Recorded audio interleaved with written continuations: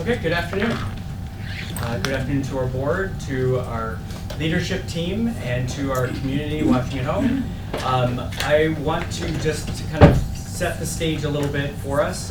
We are in our final stage of a very long communication loop that we have with you with our strategic plan. And so we are near the bottom. And so we are at a place now where we will do a final presentation, albeit some lack of the data that we don't have right now based on getting results back from the state. So we will, and we have learned to really be flexible in changing and updating and revising our strategic plan when information comes in, and we will continue to do that. You have several things in front of you for the public. We have the presentation is linked to the agenda that has some active links in it.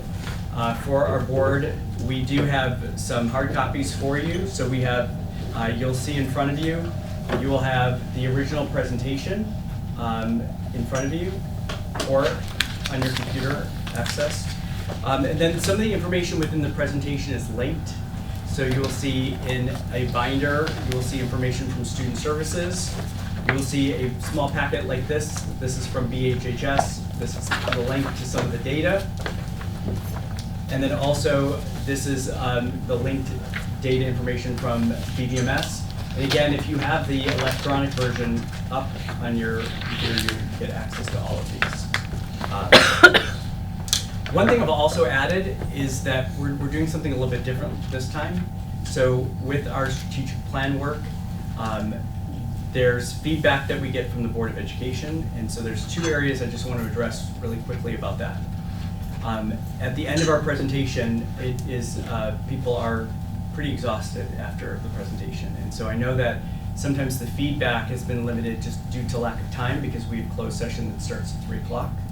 And so we are going to be meeting again in a week so that we can discuss that feedback with the Board of Education. So not everybody in this room, but at least principals and cabinet and Board of Education will meet back here in a week so that we can have more time to talk about some of the feedback issues that the board has. And it also gives me a chance to collect some information from the board and then share that so that all board members know kind of a collected feedback approach so that everybody knows what everybody's thinking. So I did share with the board, it's a Google Doc and it's a strategic plan feedback document, and I shared that with you just a short time ago. So you can either take your notes on a piece of paper and then move them over to this, or you can do it directly on your computer to this Google Doc. And then I'll share that information with the board. I'll eventually share that with the cabinet and leadership team, and then that will help in our discussions then in a week. And so here we are at the end of our cycle of strategic plan communication and information, and we're excited to be able to bring that information to you.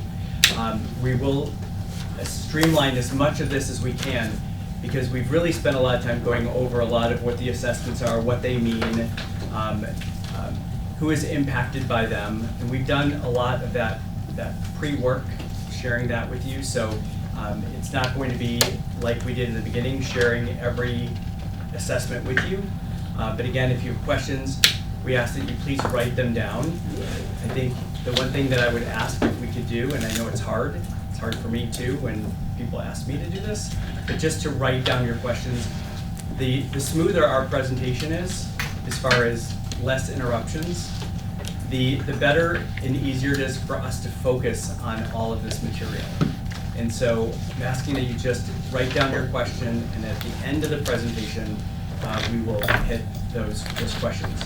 But the more interruptions we have, then I can watch the room and people just start to get distracted. So if we could try to get through this as quickly as we can without those interruptions, it'll be a smoother presentation for you, it'll be a better experience for you, and at the end of the day, you may be asking us something that we're about ready to share with you anyway.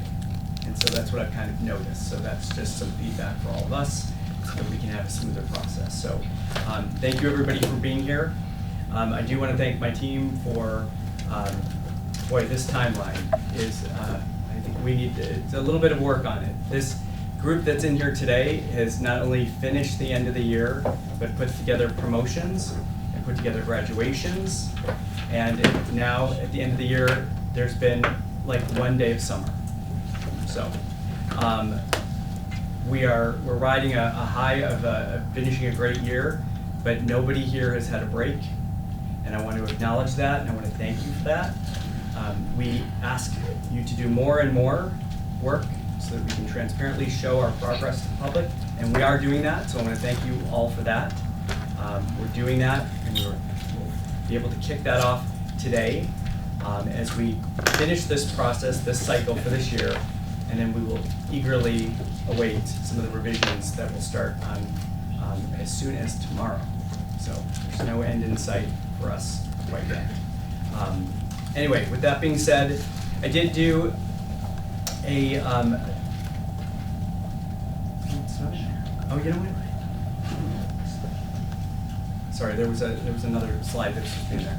I was asked to do the State of the District presentation, which was kind of a kickoff to some of the work that we've been doing since the beginning of the year. So while we're doing this year to year, many of these goals are long-term.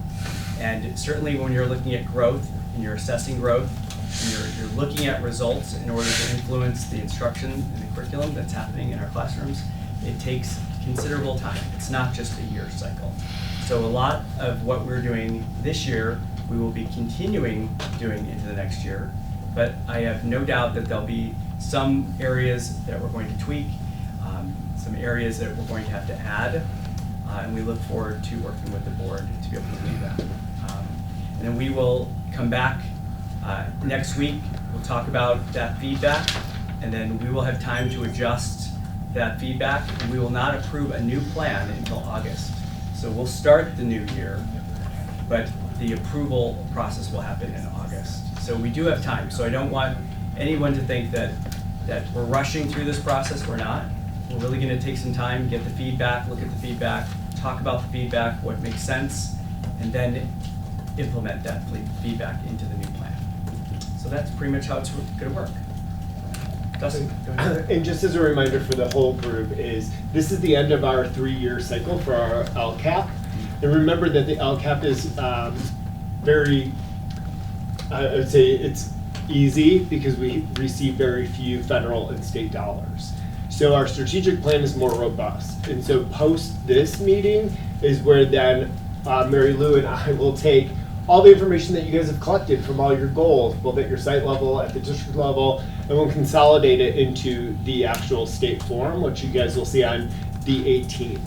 But because it's a new 3-year cycle, you'll see both us closing out the annual update on the 18th, which is closing out the previous 3 years.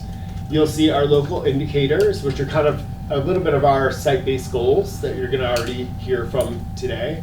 And then you'll start to see a new 3-year, so it'll be 25 to 28 LCAP.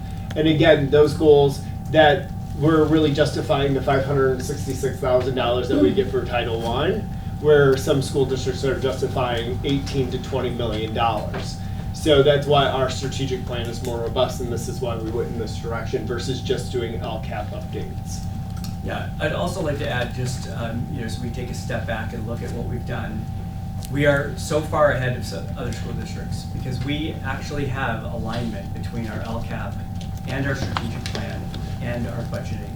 And so there's a trifecta there of real transparency that a lot of school districts do not have, and that's based on a lot of the feedback that we've had from the board over the years. So we're really in a tight place now with that alignment piece and our goals.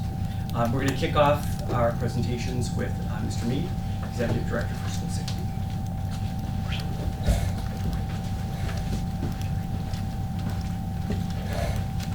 Thank you, Michael. Sure.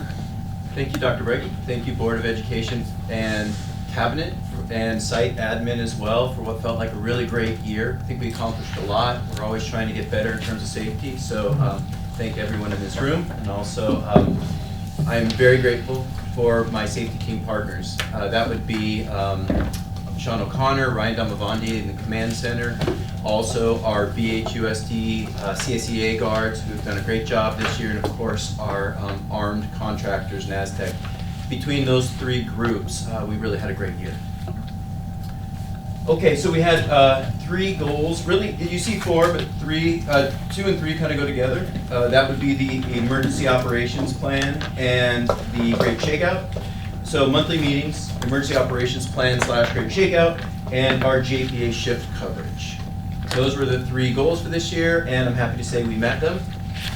So the monthly meetings with our security officers, what we did was we had tabletop meetings with each site and administration as much as possible. So we met monthly. We went over a number of topics. We did tabletops, kind of what if scenarios. And it was a very two-way dialogue, three-way dialogue between admin, security officers, and the safety team. Suggestions moving back and forth, best practices. And what we did was after we met at each site, we had a group Zoom meeting with all of the contributors, and we talked about best practices and reviewed. So it's really great to do these monthly meetings. I think we'll continue to do them even if they don't remain a strategic plan goal. They were effective and a nice way to connect, but also grow and get information from the guards, from admin, and from the safety team. So it really worked out nicely. The emergency operations plan feels like a lifetime ago. We got that done before the Great Shakeout. That was a lot of work early in the year. We did review afterward. I want to thank Ben Wardrop as one of the people who really reached out afterward with some suggestions and offered some support. But lots of folks in this room reached out after, anything from keys to locations of materials. So it really was a great effort by the team. One of the things we tried to do here was align all of our roles with the FEMA and National Incident Management System roles so that what we are doing here matches the language and responsibilities that would be similar in the police, in the fire, and in the FEMA itself. So we spent a good bit of time on that. Worked out well. All the cabinet level people and also OTBS and CSEA, everyone who worked in the district office was involved in these trainings, not just administration.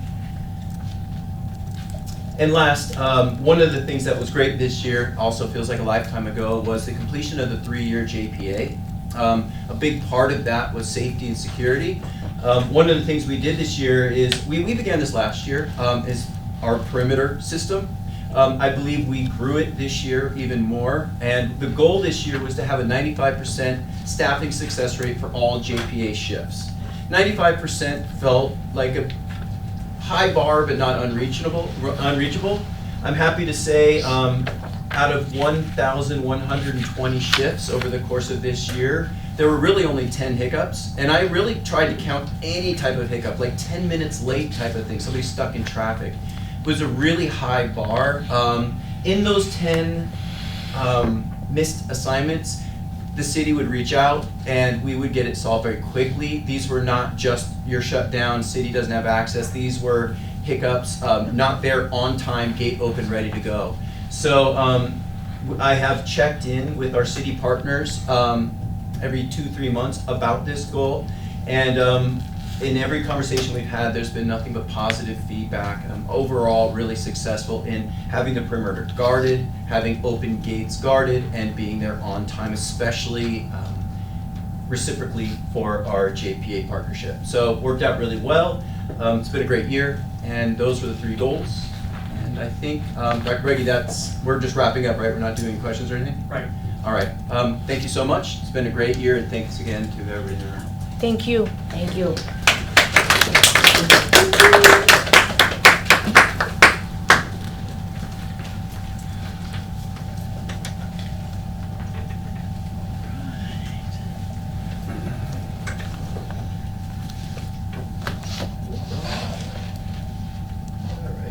Good afternoon, Board of Education, Dr. Beverly, Cabinet, Site Administrators.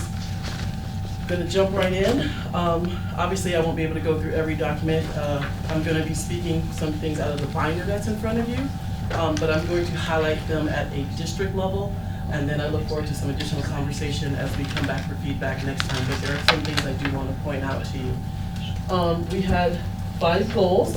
I'm happy to say that we have, the Student Services Department has met all of the goals. I'll start with academics. can't see really well. So basically, we were focusing on improving reading and math scores for students who receive special education and related services within the district. So based on our current iReady scores, I'm happy to report we did very, very well. At the elementary level, in reading, 54% of the students achieved more than 1 year's growth in 1 year's time, or the median score. And 30% of the students who received special education and related services made their stretch growth goal. So they grew more than 1 year in 1 year's time.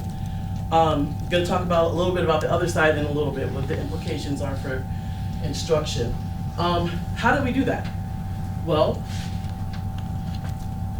if you look in your binders, there is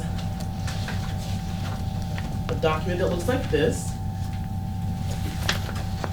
And it talks about, in the middle on the second page, our programs and our targeted skill instruction. I've spoken about that before.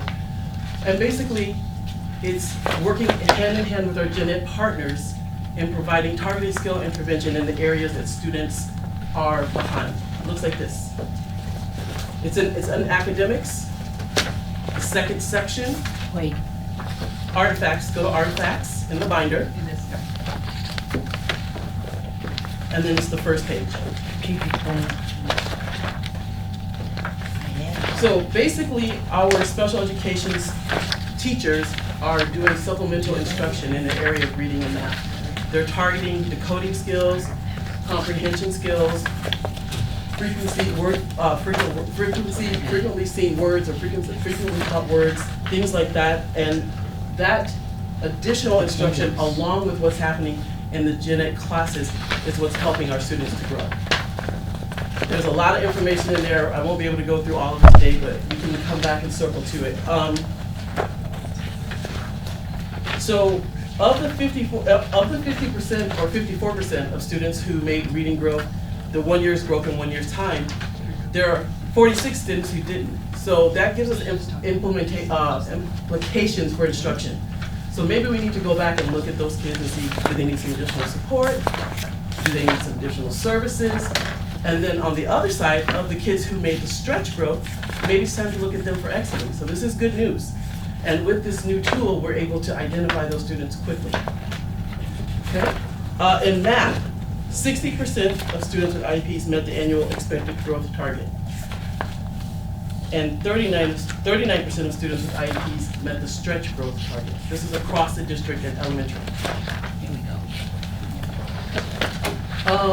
What else do we have?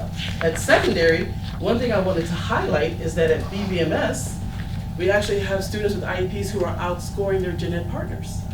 We have, in reading, they were 55%, students with IEPs scored 55% in the annual growth goal, and students in general education scored 50%. And the biggest gain was in 7th grade math, where students with IEPs scored 89%, meeting the annual growth goal, and their general education partners scored 70%. So this is good news. That shows that the interventions that we're providing are working, and we're remediating the skills, the deficits that the students have in their knowledge to be able to make the progress that we expect to see.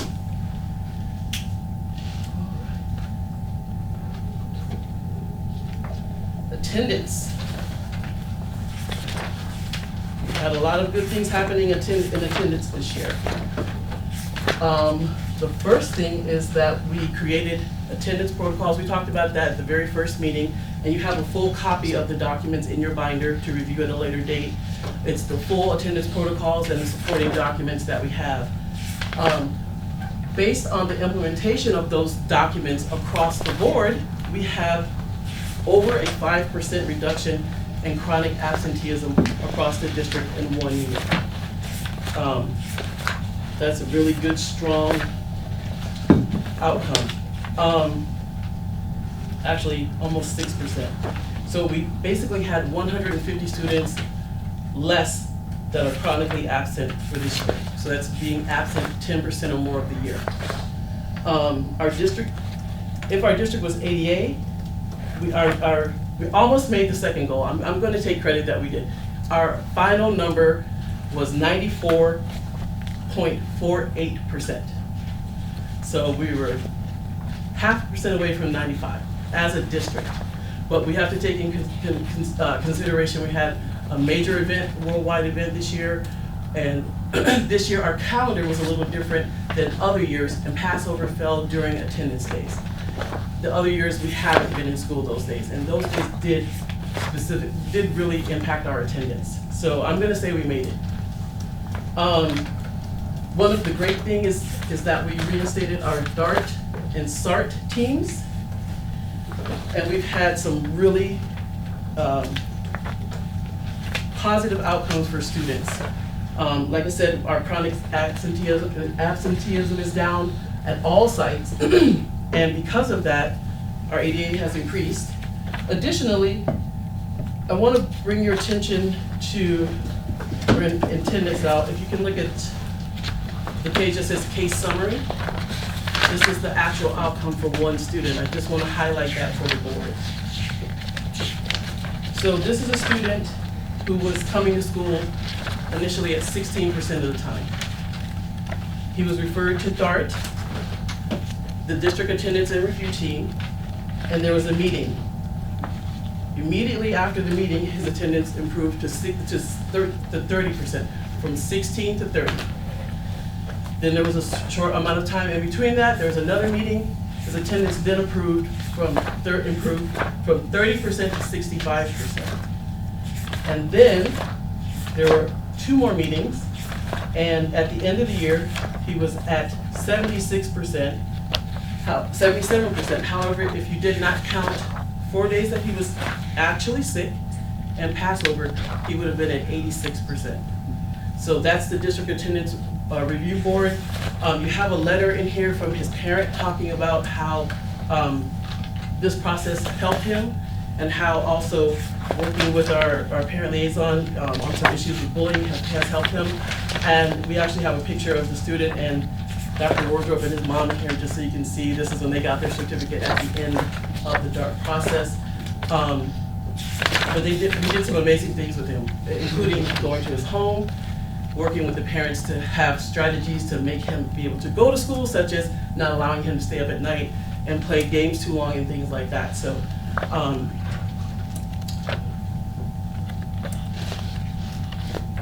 the implementation of the protocols in DART and SART have had a really positive effect on our attendance overall. We can go into more detail at the next round. Okay, the next one are our district-wide is behavior and discipline.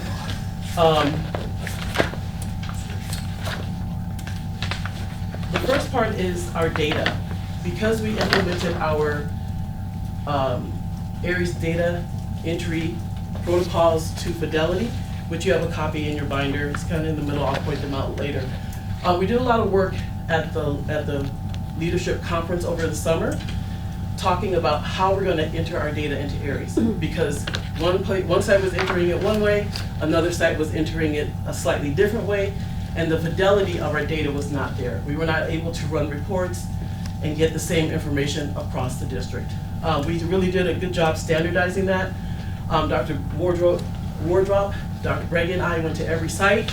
We met with every administrative team. We went through how we're entering our data, and as a result, the data is cleaner. If you look on the first 3 pages of this section, I have documents there for you of our behavior data for the last 3 years. As you can see, the first year is 2021, 2022, then last year and this year. As you can see, we have more entries and different types of entries. So we're able to now run this data and understand what's happening and analyze trends and patterns. And we can do that across the district. This is a direct result of input that we received from the behavior, what was it called, BAP? Accountability Panel. Behavior Accountability Panel, thank you. As well as the next piece, which is our district-wide expected behaviors, which we had before. Now to complement that, we have the student discipline code, both for elementary and secondary. So you have copies, full copies of both codes in your book that we can delve into later, but it covers everything from the expected behaviors to use of technology, social media. It talks about what's the difference between PBIS and discipline. And then it also talks about the behavioral interventions and the other means of correction that we will be using as a district across the board. So I know that we'll have additional conversation about that because it's very robust. And it is different from elementary to secondary. And this is a direct collaboration with both student services and the site administrators.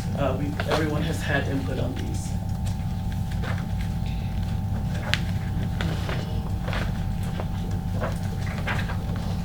I want to also just show you at the back of this section, there's another, I can't forget about this. I want to talk about our alternative to suspensions class at BV. So this is the class where when students commit a offense that they could be suspended for, they're actually referred to our alternative to suspensions class. There's a long description in there, but basically they go there, they have reflection, they receive counseling, they meet with the MFT, they complete assignments and are coached and talked to about the behaviors that they committed. And it's a effort to keep kids in school, and it's also other means of correction, which is required by Ed Code. I'm not gonna go into it in depth, because I know Dr. Scott's gonna cover some of the data, but what I wanna call your attention to is, I think it's the last page, or second to last page in this section. It says ATS Spring Survey of 17 students. So this is actual data from the kids who were in this class. Like I said, I'm gonna leave the goal part to Dr. Stahn, but we had very few students who repeated, but you can see, it said, what did you get out of this class? I knew how to calm down and relax and think about the situation. I started to think before speaking, fighting, things like that. So we're helping students reflect on their behavior and learn to make better choices. And then the last page in this section, I just want to highlight for you. This is another student who went through the DART process, and they were referred, the first student was referred for attendance, this student was referred for behavior.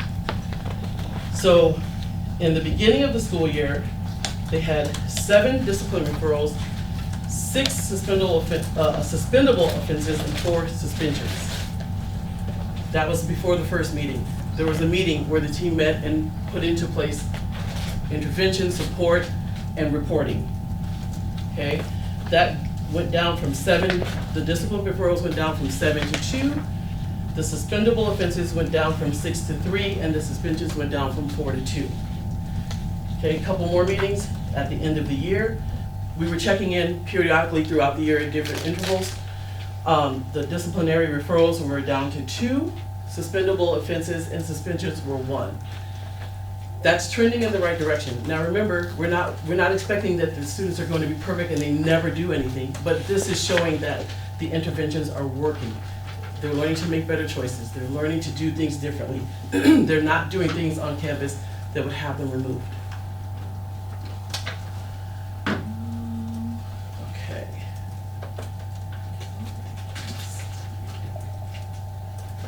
All right, I'm going to talk about the parent liaison last, so we're going to go to the second bullet.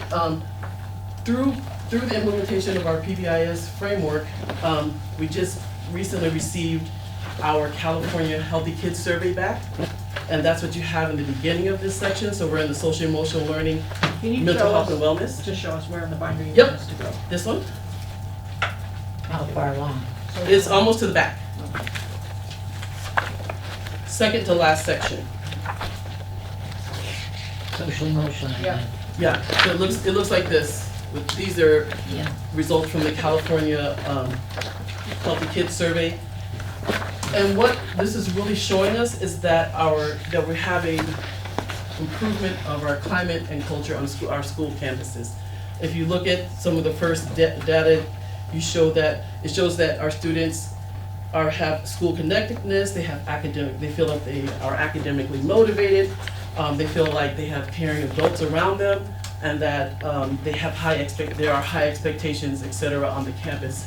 And they also have, there was a large increase in that they perceive that their school is safe, which is good. All of the positive things are trending in the right direction up, and all of the negative things are trending in the right direction down. So I included for you overall data for the district, as well as data for Beverly Hills, for BVMS and Horace Mann and Hawthorne. So you can see what's happening there. Let's see.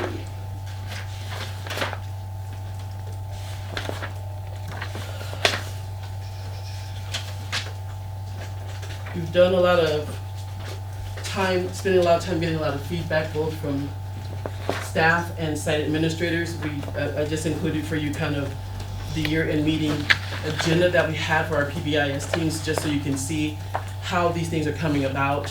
And we really had a focus this year of the emphasis of including classified staff, because when the kids are not in the classroom, those are the staff members who are supporting kids, and it's important that we have common language and common expectations across the school.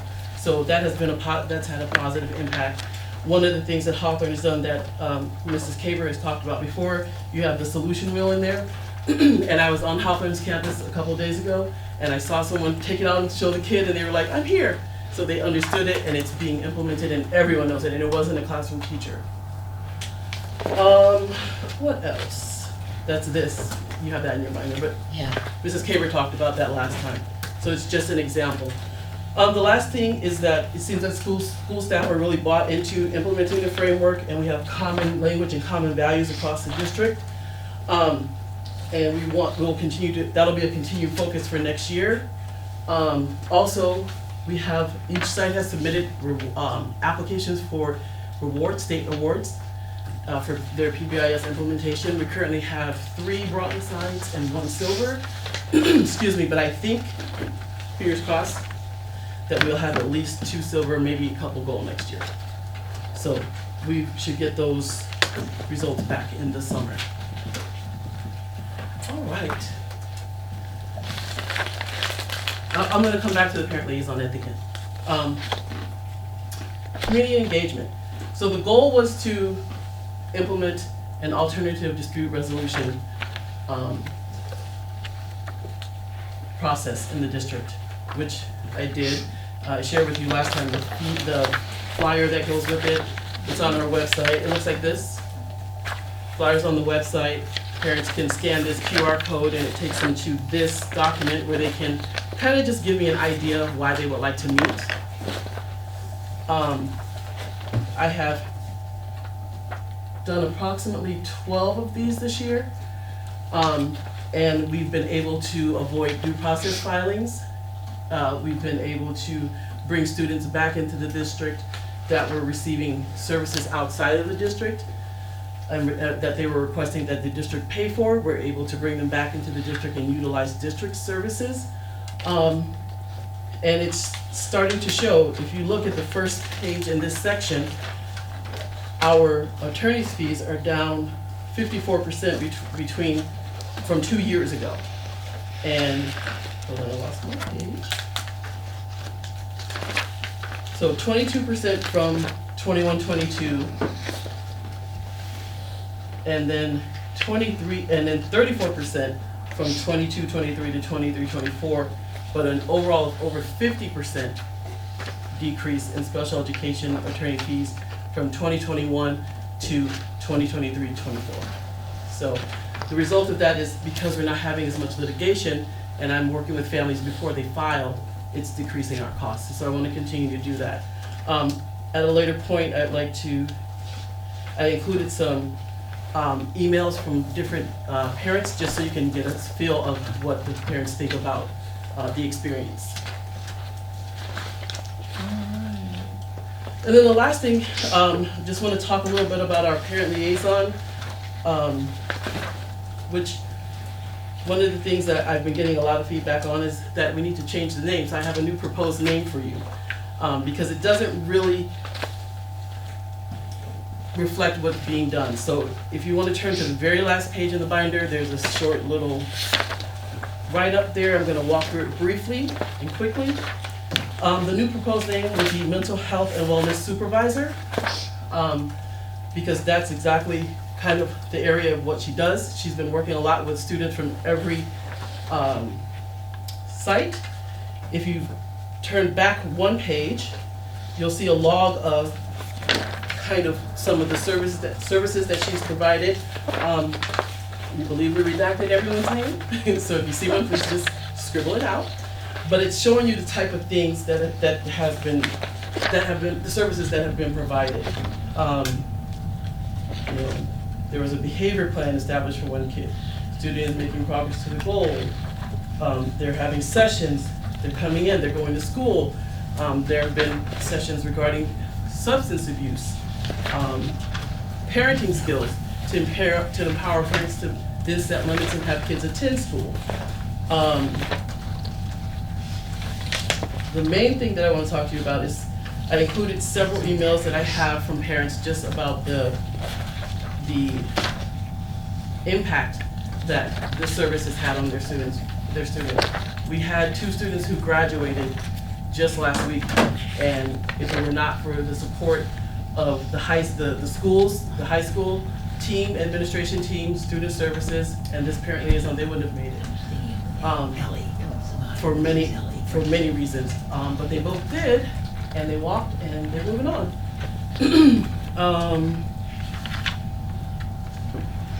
This is like what I talked about with the board before. This is a different type of support. Our kids were in crisis. When you see Dr. Scon's piece, she's going to talk about 55 threat assessments that were done at one site.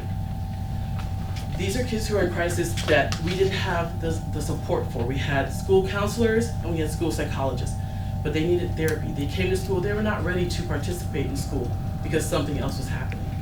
And because we have the MFTs at every site, and then we have LE available for the higher level, more intense pieces and to support parents, it's making a difference across the district. So it's something that I hope we can continue.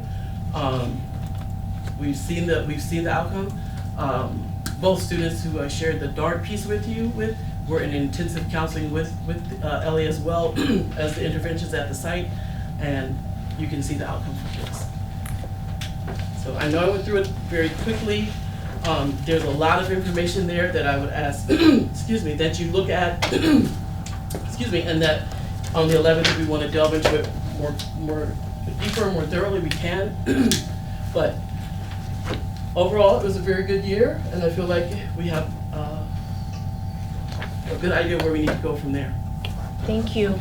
Thank you. I figured that would be it.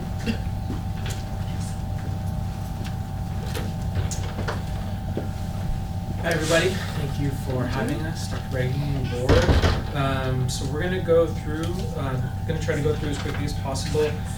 There are printout, as Dr. Reagan mentioned, for our NWEA data in there that's kind of separate, so that it's a little bit more readable because it's kind of hard to look at. But pretty much most of the rest of the data is on here, but if you have any follow-up requests or questions about data, we can get that to you. Which one are you next using? week. This one? Yes, exactly. So here is sort of our scorecard, and we are in progress in academics for reasons that I'm going to describe, which include, for the most part, the fact that we do not yet have our CASP data back yet, or our AP data. So we are in progress there, but I'm still going to talk about both our successes and areas of growth in academics. We did not meet our attendance goal. We fell short of the 95% mark. We reached 94.06, and a lot to unpack there, but we made huge strides in lots of areas of attendance, which I will go over, but we did not meet our goal. And then in our other three, in school-wide behavior expectations, social emotional learning, and community engagement, we're pretty confident that we met those 3 goals, and we'll kind of describe why. So for NWEA, you have the data there in front of you. And without sort of like looking at each strand, what I will say is kind of a high-level overview.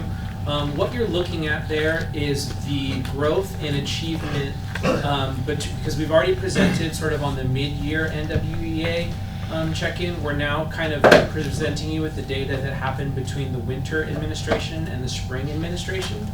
And a couple of key takeaways. One thing in addition that I want to make sure that you guys are aware is we're looking at 9th and 10th grade, not 11th grade, because instead of taking the NWEA this time, they took the CASP instead. We weren't going to make them take both the NWEA and the CASP, because only our 11th graders take the CASP for English and math.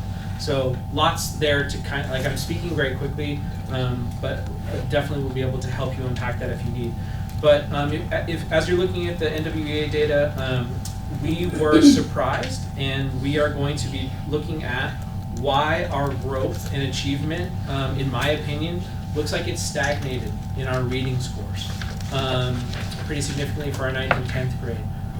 And so why is that? Is it test fatigue because this is the first year we're implementing something like this, and now we're taking it multiple times throughout the year? Is it a problem in our instruction? Is it a problem in motivation?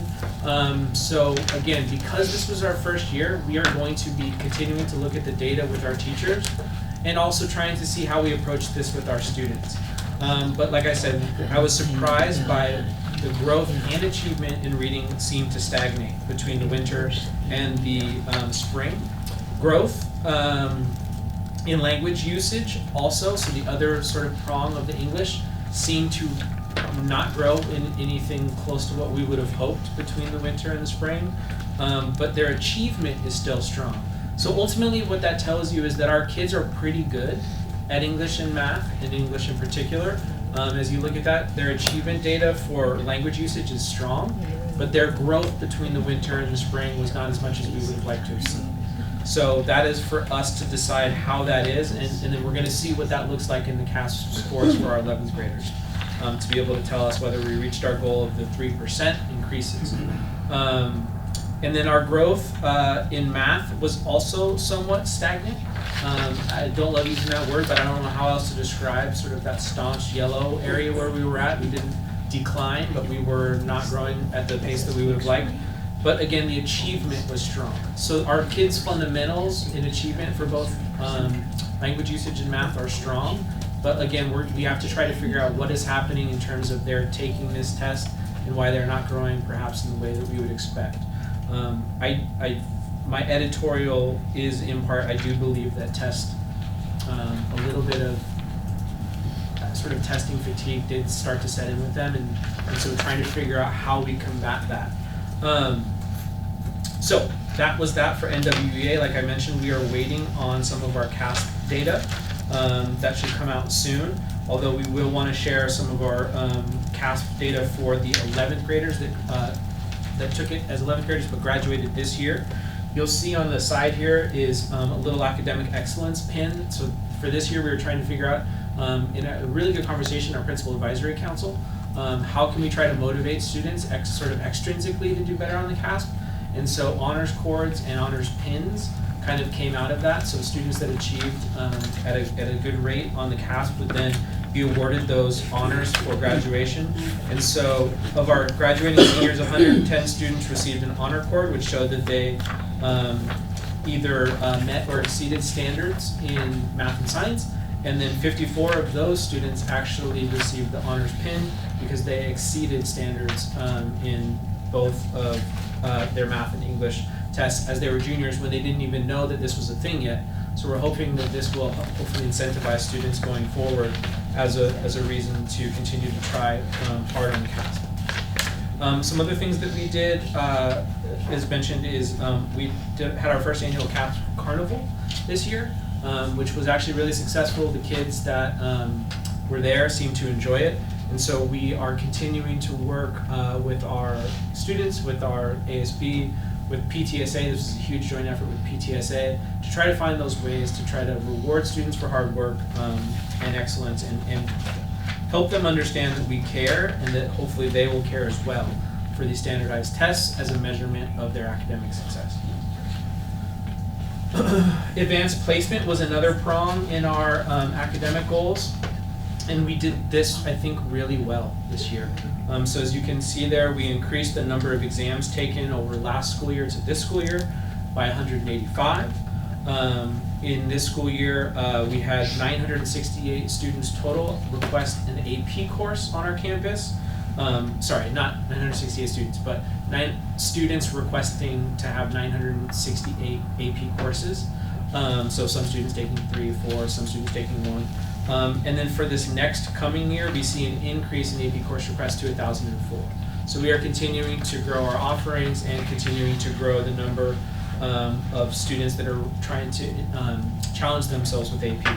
So we're excited about that. And then our scores will be released in July, and that will help us understand the measurement that we put in our strategic plan, which is the indicator on our dashboard, which is the number of students passing 2 or more AP exams. We won't have that information until July when that comes out, but we're hopeful that we had a lot of good mojo in our AP world this year. Ms. Cabellas came in with a really heavy emphasis with AP in making sure that students knew that the AP exam was a culminating effort. We worked towards making sure that, thanks to you all, that we subsidize and we actually pay for the AP exams. So they understood that the AP was an emphasis for us.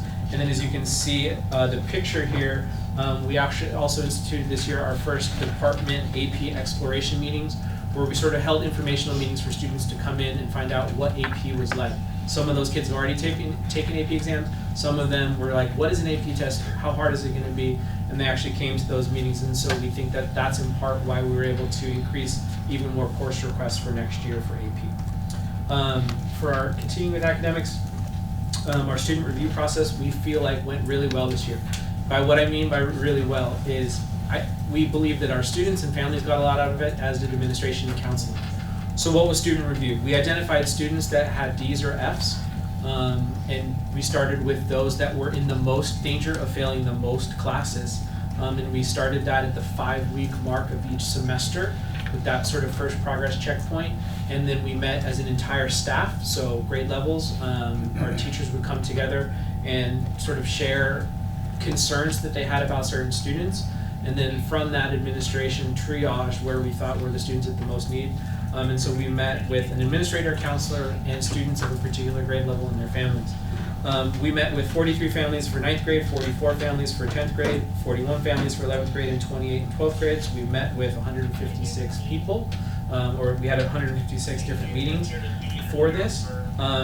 For some students, this had a major positive effect as we headed towards the end of the year. Some of these kids didn't necessarily hold up their end of the bargain. And so one of the things that I want to emphasize, and Dr. Brady mentioned it earlier, is that these were our goals for this year, but they're going to be continuing. Just because not every single one of these kids ended up passing all of their classes or getting A's in all of their classes doesn't mean we're giving up on that process. And in fact, quite to the opposite, we want to continue it and try to find ways to be even more effective so that our students and our families know that we're in this process for the long haul. And that we're going to continue to meet with them, and that just because they managed to make it through freshman year and are maybe still struggling, we're going to leave them as alone as sophomores. That's not the case. This is going to be a 4-year plan for us to work with these kids. And so the early returns we think are very positive, but I think we're only going to see more benefit as we continue to go forward. The families were super grateful. Like that. All I can say is that a lot of these families are people that never hear from schools unless their kids is in trouble. And even though at first it felt like they were in trouble, it was not like, you're in trouble, this is what's going to happen to you. This is, you're struggling, how can we help? And therefore they felt, and they expressed a lot of gratitude for this process. And so we're going to continue it, and we're excited about it. Our second area is attendance. As I mentioned before, we did not reach our goal of 95%. We hit about 94.06. Million reasons for that. Mr. Margot mentioned it in our January or November update that senioritis, it is a thing.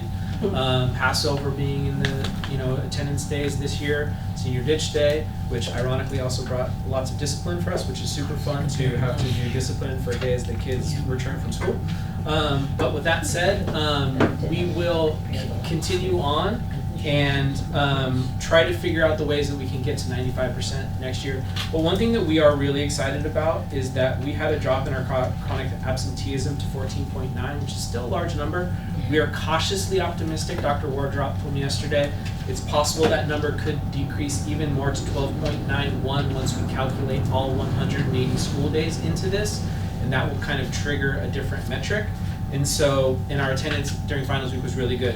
So if that were to happen, we're looking at a drop of almost 5% in chronic absenteeism from last year to this year, which we're really excited about. So while we missed the 95% by a little bit, we're really happy that we have lots more kids coming to that are not chronically not coming to school. Just triple negative, sorry. So we're continuing through that. We have a few other things that we want to focus on that we've learned from this year as we move into next year is looking at the students that are chronically absent in one period or 2 periods and not all day, and getting areas to work with us better there, because it is not a surprise that a kid that misses 50% of their period 1, they're getting a bad grade in that class. And so we focused this year on an entire day of students that were absent. Next year, we're going to try to target the interventions that we have even more to students that are missing. Why are you always missing first period? Why are you always missing second period? Is it just because it's the beginning of the day? Is it the teacher? What is it that is happening? Is it a transportation issue? So really now trying to dig in even deeper into those kids and those individual things. So how are we able to do this this year, and what are we going to hope to continue into next year? So some of the things that we have here, kind of a laundry list. We did tons of teacher outreach. We were pulling absence reports all the time, site and district ADA reports, individual attendance summary case studies that we were using in student review meetings. Parents saying, wait, I drop you off at school every day. How are they telling us now that you're missing all of these days? Well, I'm dropping you off and then we're hiding in the bathroom, or whatever it is. And so we had our A through G coaching, which was super successful this year with Ms. Dar. And so we utilized all of this attendance data through the SST process, our SART process, as Ms. Chisholm, or Ms. Collins-Williams, excuse me, just had mentioned in our SART and DART process. So all of this stuff really is the first year we've been doing this, all of these things. And so we've caught our breath, we've started all of them, and now we know how to sort of refine these as we continue in this work next year. And then the last thing I wanted to touch on is our Smart Pass. We implemented that school-wide this year. It has been super helpful. Our kids are, with the exception of a couple little hot spots, are generally in class. We know where they're supposed to be when they're not in class. They have an electronic hall pass to get where they need to go, and then we're very excited for implementing our tardy room with our Smart Pass next year. So when kids arrive to school late, they get a pass in Smart Pass to get to class so that the teacher knows to expect them, so that they can't just wander once they arrive on campus. And then we're also articulating with BV in, I think, next week, BVMS, about some kids that are already identified as attendance issues, so that we can kind of hit the ground running with them, so that they don't think that, like, we don't know what happened, what they were up to in BVMS. Now they're going to arrive and already be on our radar, and they're going to know it, so that we can try to keep track of them. So we're super grateful with BVMS for that articulation that has been going and is continuing and getting better. I will try to hurry, sorry. Suspension data, we rocked it. People are going to say, but you just did it for the data. So we had 81 suspensions last year. It's a lot. We lowered that. We had a goal of lowering our suspension rate by 3%. We lowered it by 63%. We had only 30 suspensions this year. How is that? Did we just stop punishing kids?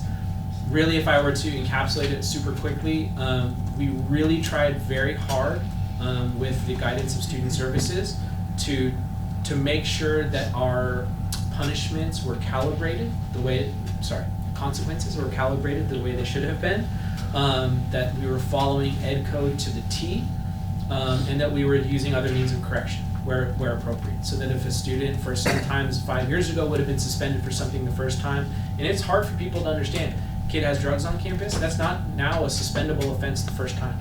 Okay, we have counseling, we have other means of corrections, unless they're trying to distribute. It is what it is, California Education Code. And so we have come a long way in that, and so we are now, you know, there's a really good book that Ms. Decatrell lives by, it's called Don't Suspend Me.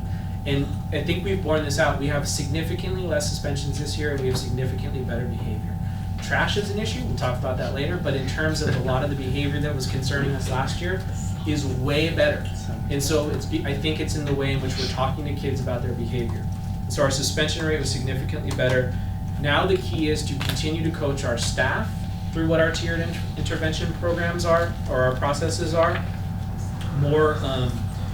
So we gave them some training this year. It's linked in there on some tiered interventions. If you have the electronic document, you can get to all of our presentations that we gave to the staff this year, individualized trainings as well. And so we're just going to continue that work, having our teachers help us understand what this looks like and how they implement it in the classroom. And then we also started the alternative to suspension agreement with the help of Dr. Wardrop and Ms. Collins-Williams this year. And so now if we have a student that may have done a suspendable offense, we bring them, their parent in, we make it inconvenient, they sign a contract, they go through all these things. If you do this again, then this will happen. But it really, instead of just suspending them, sending them home with a letter, now we're actually having these coaching conversations with the kids and the families throughout the year. And we found that contract to be very helpful and very successful. Our SROs have been amazing this year. You see a picture here. They really were at our lunch all the time. They came to basketball games. They came to JV basketball games, for goodness sake. So if you want to know how involved, have you ever been to a JV basketball game? So they came to things. They got to know our kids. They went and they spoke at lunchtime club meetings. And so they really ingrained themselves in the fabric of our school, and we think that was a huge part of making a difference as well. So I just want to shout out BHPD and in particular Officer Maitland and Officer Rudy. They've been incredible partners with us this year. They worked with us at least a minimum of 20 times more than that on coaching with kids that needed a little bit of a kick in the rear to make sure that they were not just flying straight from a school perspective, but from a legal perspective out in the real world as well. And then really quickly, we tried very hard to improve our SST process this year. Our SST process this year, so that it just didn't feel like a 504 factory, but instead we were bringing students and families in to try to understand why they were struggling behaviorally or academically, and so that has been, we think, something that has been very strong. Okay, on here, linked on here, if you have this, you do have this digital document, I recommend you go through. There is all of the Norman Aid data and programming from the entire school year in there, so you can see the impact that Norman Aid has always had and continues to have, and the great work that they're doing. But as you know, like, their impact on a lot of our students is immeasurable in terms of being a safe place for kids to go and start to be able to talk about things that they really need help with. And information around Norman or Maple Counseling Centers in each of those documents as well. Yeah. So if you want more specific details, because that contract is being approved tonight. Oh, perfect. Yeah, so all of that information is in there, and I recommend you take a look at it if you'd like. Lunch reflections. This was sort of one of our alternatives to punishments that we had been having with students, and so the old model would be lunch detention. You just go sit and do time. Now it's lunch reflections. They go in and they actually have writing prompts to think about what it is that they have been doing and how they can do better. And some of the data that we liked on here, we had 229 of them assigned this year. Only 32 were missed, which meant that these were kids that really didn't want to go to something like this, but we had an over 90% attendance rate at them. And the recidivist rate we were particularly pleased about. Only 5 students repeated lunch reflections once they had done it once. So if they went there, they tended to either, they generally speaking, stayed off of our radar for that same type of behavior, which was great. And we think hopefully a testament to it being pretty effective. Social emotional learning. I spoke about lunch reflections and connections. We believe that our restorative practices with students has been very effective this year. Our ability, what is lunch connections? That is our teachers taking their lunchtime and being on campus with our kids in unstructured time. So we had lots of teachers that took us up on that. They would go out and have conversations with students at lunch. And that was really helpful for us in terms of building better culture at our lunchtime. And if you recall, not this most recent year, but the year before that, we had a lot of problems at lunch. And we just didn't really have them other than cleanliness this year. leftover trash in the cafeteria. Our kids are behaving themselves, and I think in large part is a testament to the fact that they know that there's friendly adults walking around talking to them, and they're going to behave themselves as a result of that. So we believe the lunch connections was super helpful. And then PBIS, we have our fall survey data in here. We are going to be creating, and this is sort of creating a baseline for us this year. We're going to be having another survey with our staff in the fall to see what they believe has happened as we begin the new year. At our last staff meeting of the year, we presented them with what the work that our PBIS team had been doing this year, which is our check-in and check-out process, which we're really, really excited for. PBIS is hard at the high school. It's harder at if you talk to anybody out there, it is harder the older the kids get, and the high school is the hardest. And so we are, to say that I am geeked out, I had a conversation with Dr. Ward about this a couple weeks ago about this check-in and check-out process. We're thrilled about it. This is only gonna help us with our student review and all of that. We're gonna be identifying those students that need an adult that cares about them, and they know it, and that the family knows that there's gonna be adults each of their adults having conversations with them each day, checking in with them, checking out at the end of the day. For me, I can say this is really the first thing that we've been doing in PBS where I can say, here's a tangible thing that I think each of our staff members is going to have a hand in every day, or at least close to it, and it's going to be super powerful. And I'm going to try to quickly. Community engagement. Instagram, we knocked it out of the park. We had 375 posts this year, averaging about 9 a week.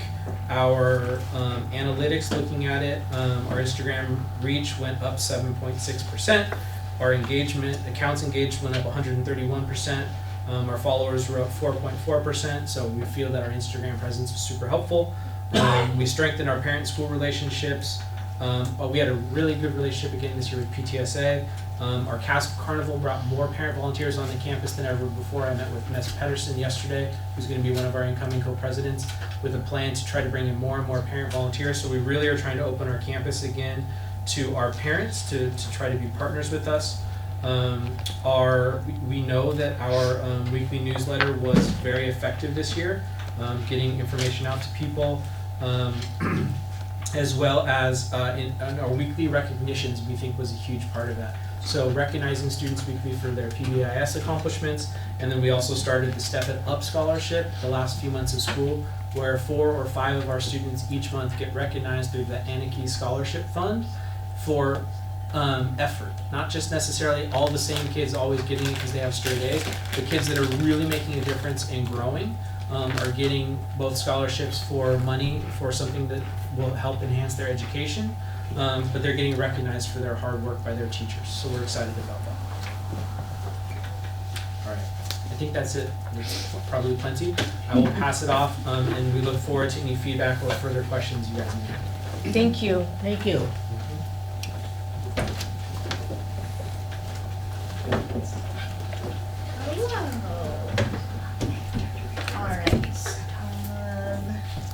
I have no idea, there's no computer screen, so how do I click move forward? Just do the arrow on the keyboard. Okay, there we go. All right. For our goals, academics, our goal was to increase proficiency by 3%. I put in progress right now, even though we have NWEA data, we have our CER data, but we don't officially have our CASPS data yet, so I didn't feel comfortable putting met, but I feel confident that we will have met that goal. Attendance, I took the more middle school approach to saying whether we met it or not, and I was not as hard on myself as Drew was. I put it right in between. We're kind of in the same spot. We're at 94%, so we were almost there. So I was not as harsh in saying not met. And then for our behavior expectations, 100% we met. I think everyone could attest to kind of the vibe of BVMS this year. I don't think we had, we had no issues on South Beverly this year, so praise the Lord, thank you for that. So I definitely say we knocked that one out of the park. Social emotional learning, again, with the opening of our Bulldog Egg Wellness Center, we absolutely met that. And then community engagement, we increased our parents on campus this year and involvement with our community, so I feel confident in saying that we met that goal as well. All right, so for our academics, I'm going to share with you some of our NWEA data, CERs, our intervention, counselor support. So you guys have in front of you this packet, which is our academics. I wanted to start off just with some fun facts. So we had the tradition at BVMS to do our academic awards for 8th graders. This year we shifted it. Normally it was the day of promotion and it was just with students, but we changed it to the afternoon and invited parents to come. And you can see this is actually a picture from this year's ceremony where we call the kids up on stage and give them chords. And very similar to the high school, we implemented giving chords for 6th and 7th graders that met or exceeded standards on both ELA and math. And we had 79 students that got 2 chords. So that means that for both years, 6th and 7th grade, they met or exceeded standards on both subjects, which is amazing. And then students that got just 1 chord, meaning that one of the years they met or exceeded standards, we had 34 students. So we had a little over 100 students that were proficient or above on our state test, which is awesome. And they didn't even know that this was a thing because we just started it this year. So our current 6th and 7th graders, they knew this going into the testing. They know they're going to earn chords for it. So we hope to see this number increase over the years. And then we're hoping that maybe the high school will recognize the 8th grade scores since we won't have those for our 8th graders, that somehow they'll get that. Also, during this time, we give out white chords, and I should give all the credit to Rich. And we had a short turnaround because grades were due Tuesday morning from 8th grade teachers, and the awards ceremony was Tuesday afternoon. And Mr. Waters had to get all those chords organized, and he couldn't prep ahead of time because it was, if a student earned principal's honor roll for all 6 semesters, he had to have that group with 6 chords. So of our students in 8th grade, we had 51 students that earned principal honor roll every semester that they were at BVMS. And then we had 10 students that got 5 chords. I didn't give you the 3 and 4, but I just wanted to highlight over 51 students that principal honor roll, which is outstanding. So just some fun facts there. Then I've included larger screenshots of our NWEA growth and achievement data for reading, math, and science. And then what I did, if you skip past these pages here, former math teacher in me, I kind of had to like make some data tables to make it a little bit easier to understand what we were looking at on those NWEA charts. So the first page here, the growth summary. So this kind of looks at our projected growth, our students grown. So we have kind of 2 goals, and Mr. Stewart kind of touched on it. We have achievement, but then we also want to recognize that our students are growing. They may not have been at grade level, but we want to make sure our students are growing. And so this first one is our growth data. And you can see for reading, math, and science, except for our 7th grade reading, our students from winter to spring, it grew in their projected growth. So our students were making progress across our different intervals of testing. So huge accomplishment there. The next page that I want to highlight is our achievement summary data, and I'm very proud of this page, especially for the math. So if we look at the middle column, the math, this is our achievement data from fall to spring.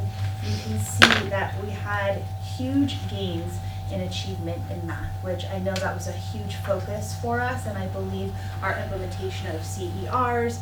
We had ALEX this year, which is an online intervention program. This year we put our students, if they were not meeting standards on the state test, we grouped them in their advisories to have ALEX in there, so they got 40 minutes a week of that.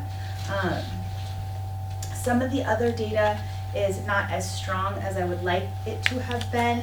I think Mr. Stewart kind of touched on that a little bit with the testing fatigue. So we opted to, our 3rd round of testing we did after the state test. And so our state test was that first week in May. And so our students did the state test. We wanted them to be refreshed and not worn out for that test because it's more high stakes. And so then the last 3 weeks of school is when they did their reading, math, and science. And at that point, I do have to agree that there was some testing fatigue with our kiddos. It was a lot to ask them. They came off of, they did math CAS first, then the ELA, and then they went right into reading NWA the next week. And that's a lot to ask of a middle schooler, but they did it. So we did have some growth in those subject areas. Math is a little bit different, so like they remember their math. And they can do a math problem as opposed to like reading a story and then answering questions about it. That's harder when you've been tested so many times. So I'm very excited by that achievement data. I believe that a lot of the interventions that we had, which I'll touch on, really helped to increase that data. The next slide is our CER data. So we were in our second year of implementation for this. And as I mentioned last year, when we start an initiative like this, writing across the curriculum, the 4 content areas, it's not always perfect and it's a little bit messy. And so the first year we had a rubric, and then going through that process, working with the teachers, grading the CERs, we adjusted our rubric this year. So our updated success criteria is now out of 10 instead of what it was last year. So we can't really do comparison from last year to this year. Our rubric is more aligned to the standards-based grading, so whether they're proficient or not with reasoning, evidence, and claims.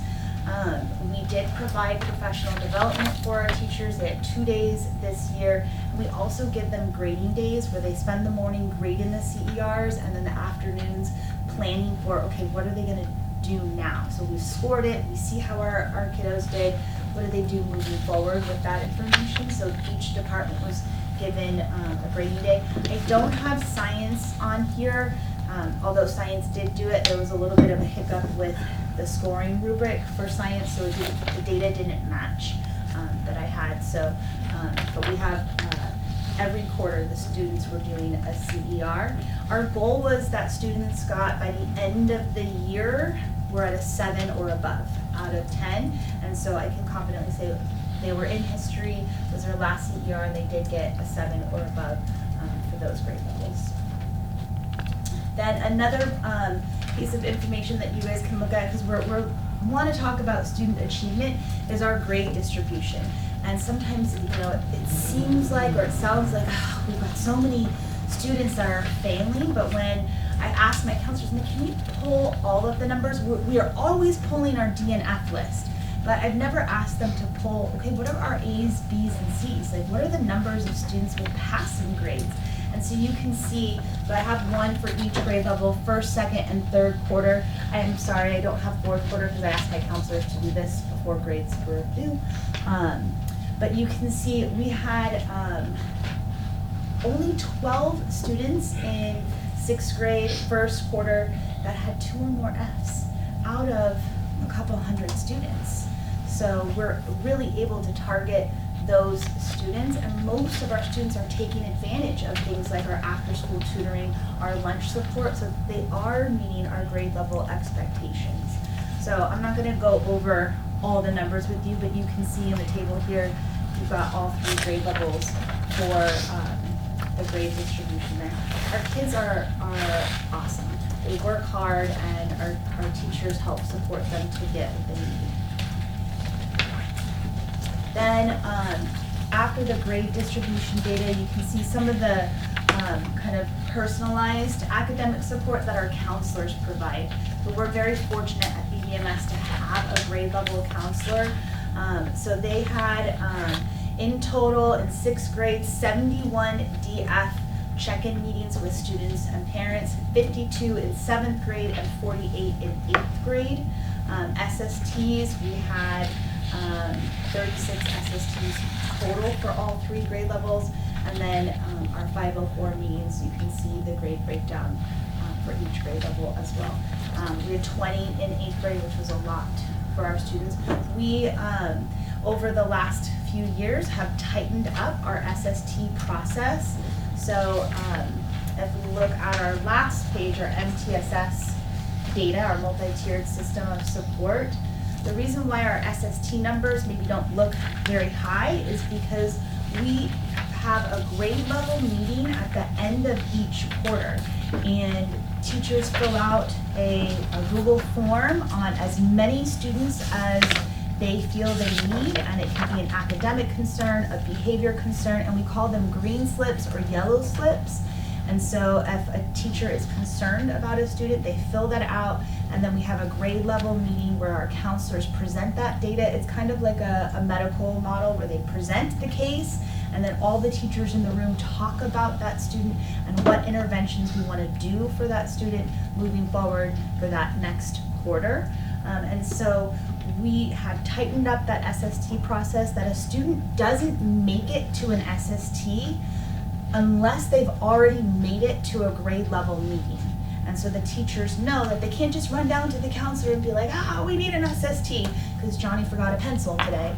No, like there has to be this formalized process. So we have really cleaned that up, and they do make it through. And so a lot of our students end up not needing an SST because we've addressed their needs through that grade level meeting. We've given them interventions, and they're on the right track now. We also implemented this year MTSS meetings. So we have a little team that we've started to build, and it will grow over the years under Mr. Waters' supervision, where it is the assistant principals, myself. We have an MTSS teacher that she has a period where she collects all the data for us, analyzes it, brings it to the meeting. Ms. Y, our ATS teacher, is a part of that meeting. One of our other teachers who was given a period to help monitor students, so we were able to implement check-in, check-out through this MTSS process, and she was given a caseload of students to monitor. And then some of our data in supporting our student academics. So we had 1,316 total tutoring sessions provided this year. So every Monday through Thursday, we had after-school tutoring, and we had that many students take advantage of that. We also had a teacher that provided lunch support, so it was totally like, we did assign some students through that green slip process to the after-school tutoring or to the lunch support, but it was open. We advertised it every week on the announcements in my weekly newsletter, and so we had 605 students go to the lunch support throughout the year. And then we also implemented the Smart Pass, because we were noticing over the years students were going to the bathroom, missing instructional time, and so that decreased the amount of time out of the classroom, and we were able to kind of monitor kids. We had 33,414 Smart Passes issued this year, but it was really helpful because when we were having some of those parent meetings or SSTs, it's like, your child was out of the classroom 4 hours this week. No wonder they're failing. They're not getting any instruction. And the students knew that we had that data and that we were sharing it, and so then they started like, I can't go to the bathroom right now because my mom's gonna check to see how much time I'm missing from class. So very helpful interventions this year with our academics. All right, attendance. So that's why we're like close. 94.06, we're 1% away from meeting our goal. We did increase our attendance during some of our historically lower months. So for example, January, we did increase our attendance. Our interventions, we held more parent conferences for students that were chronically absent. Very thankful to Dr. Wardrop for his data that he would share with us every week. During our SSTs, our 504s. We also had more students, when families have a family thing, a vacation, something that they have to go to, we were much more on top of offering our SCIS, our short-term independent study, where the teachers could give the work ahead of time, students could complete it, and then come back, turn it in.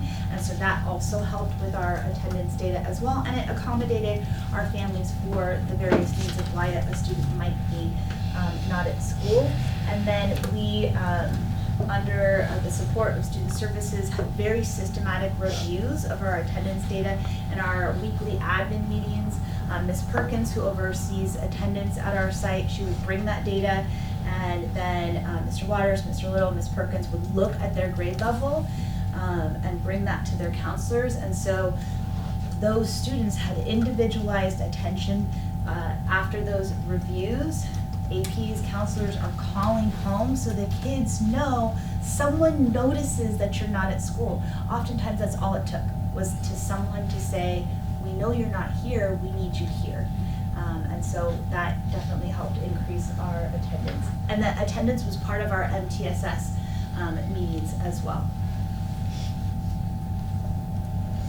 Okay, and then behavior, so huge improvement this year. This is a picture of one of our student spotlight lunches. So this is where students can get recognized for things beyond just academics.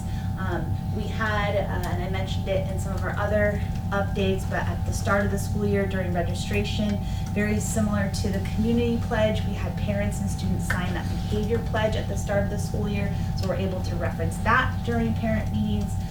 Our alternative to suspension, huge success this year, large in part due to the teacher in that program, an amazing individual.